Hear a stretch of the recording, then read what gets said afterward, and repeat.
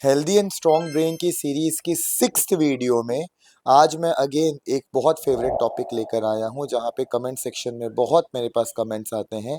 वो है visual stimming. Now visual stimming समझने से पहले हम समझते हैं कि विजुअल सिस्टम कैसे वर्क करता है। बाकी सेंसी सिस्टम्स की तरह भी विजुअल सिस्टम भी सेम तरीके से वर्क करता है। हमने कुछ देखा, वो सीधा मेरे विजुअल कॉर्टेक्स में गया, ब्रेन ने उसको प्रोसेस किया, ब्रेन ने बॉडी को कमांड दी कि आप इसको ऐसे एग्जीक्यूट करिए। ऑब्वियसली ये विजुअल सिस्टम बाकी सिस्टम्स की तरह ही है, लेकिन ऑटिज्म में विजुअल सिस्टम्स में प्रॉब्लम क्या आती है, आइए अब हम उसको डिटेल में डिस्कस करते हैं। ऑटिस्टिक बच्चे के पेरेंट्स को डेफिनेटली ये टर्म बहुत कॉमनली पता होता है और वो आके मुझे कहते हैं सर मेरे बच्चे का ना विजुअल बड़ा हुआ है। एक्चुअली उनको एग्जैक्टली समझ नहीं आता कि उनको एक्सप्रेस क्या करना है। तो जब मैं उनसे पूछता हूँ कि विजुअल बड़ा हुआ का मतलब क्या है, तो ऑब्वियसली उनका कहना होता है सर उसको ना चीज़ें स्पिन करना बहुत पसंद है, उसको आंखों के आगे मूवमेंट्स बहुत पसंद है। कहीं ना कहीं डेफिनेटली वो सही होते हैं। आइए मैं आपको समझाता हूँ कि विजुअल सेंसिटिविटी का मतलब क्या होता है। जैसे कि जनरल हाइपर सेंसिटिविटी का मतलब होता है कि नॉर्मल थ्रेशहोल्ड भी बच्चे के लिए बहुत ज़्यादा ओवरलोड क्रिएट कर देता है।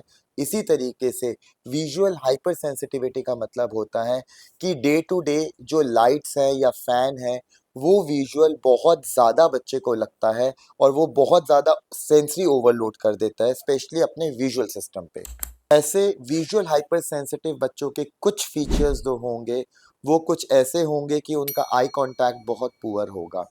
जब पेरेंट्स उनको कहीं लेके जा रहे हैं बर्थडे पार्टीज में या कहीं मॉल्स में जहाँ पे बहुत ज़्यादा ब्राइट लाइट्स होती हैं, तो वो कहीं ना कहीं उस चीज़ को अवॉइड करते हैं। और वो इस केस में आप देख सकते हैं शायद एंजाइटी भी आ सकती है उनके अंदर, या फिर ऐसे बच्चों का अटेंशन बहुत ज़्यादा पुअर होता है। कई सीवियर केसेस में तो बच्चा अपनी आइज को भी क्लोज कर लेता है ताकि जो एक्सटर्नल स्टिमुलस है वो ज़्यादा ना आए उसको, और वो एक बिहेवियर बना लेता है और वो एक तरीका अपना लेता है जिसमें कि वो एक्स्ट्रा लाइट्स को लिमिट कर सके। तो आप ऐसे अगर कोई फीचर्स देखते हैं बच्चों में तो इसका मतलब है कि बच्चा is hyper sensitive to visual. अगर हम विजुअल हाइपो सेंसिटिव बच्चों की बात करें, ऑब्वियसली ये बच्चे सीकर्स होंगे। और एक्चुअली अगर मैं असेस करता हूँ तो मैं बच्चों में ऑटिज्म में बेसिकली हाइपो सेंसिटिव ज़्यादा देखता हूँ। तो इनके फीचर्स होते हैं कि इन बच्चों को एक्चुअली लाइट अट्रैक्ट करती है।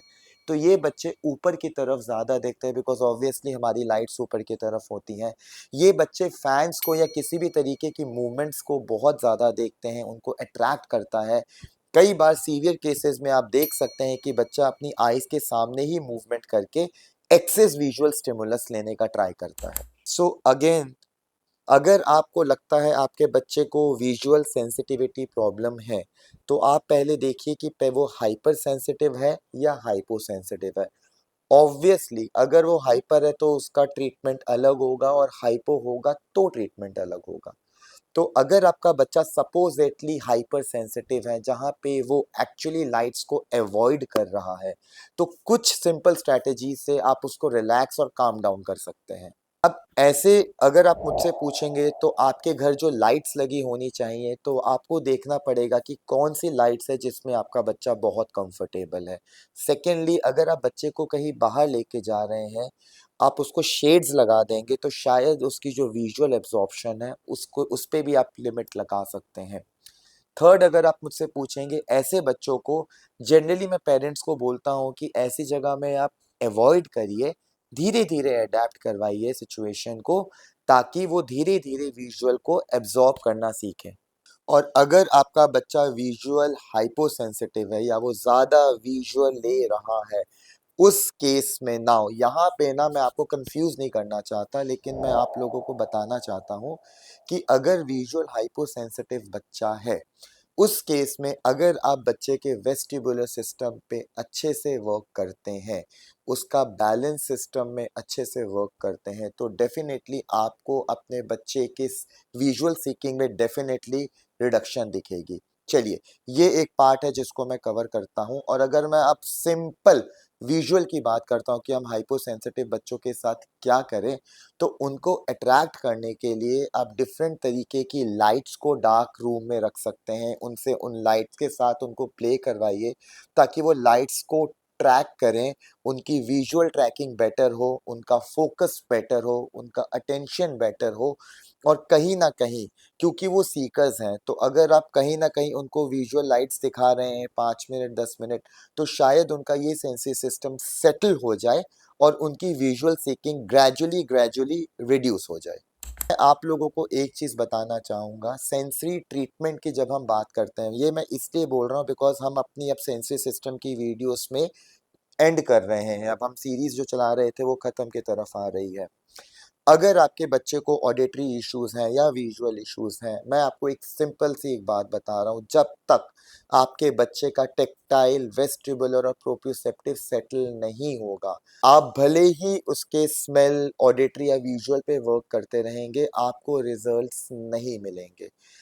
तो जब आप अपने बच्चे के विजुअल, ऑडिटरी सिस्टम पे या और जो हम आगे आने वाले छोटे-छोटे सेंसरी सिस्टम्स को डिस्कस करेंगे, आप वर्क करना चाहते हैं, तो प्राइमरीली आप और आपके थेरेपिस्ट को उसका टैक्टाइल, वेस्टिबुलर और प्रोप्रियोसेप्टिव सिस्टम को स्ट्रॉन्ग करना पड़ेगा।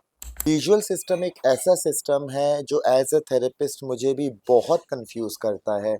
रीज़न ये है कि एक स्ट्रैटेजी हो सकता है कि किसी बच्चे के विजुअल को रिड्यूस कर दे या इम्प्रूव कर दे, मगर ज़रूरी नहीं है कि यही स्ट्रैटेजी दूसरे बच्चे को भी बेटर कर देगा। मेरा कहने का मतलब है कि आप प्लीज़ एक्सपर्ट से मिलिए, एक्सपर्ट थेरेपिस्ट से मिलिए जो कि आपको इस सिस्टम के बारे में डिटेल में बताए।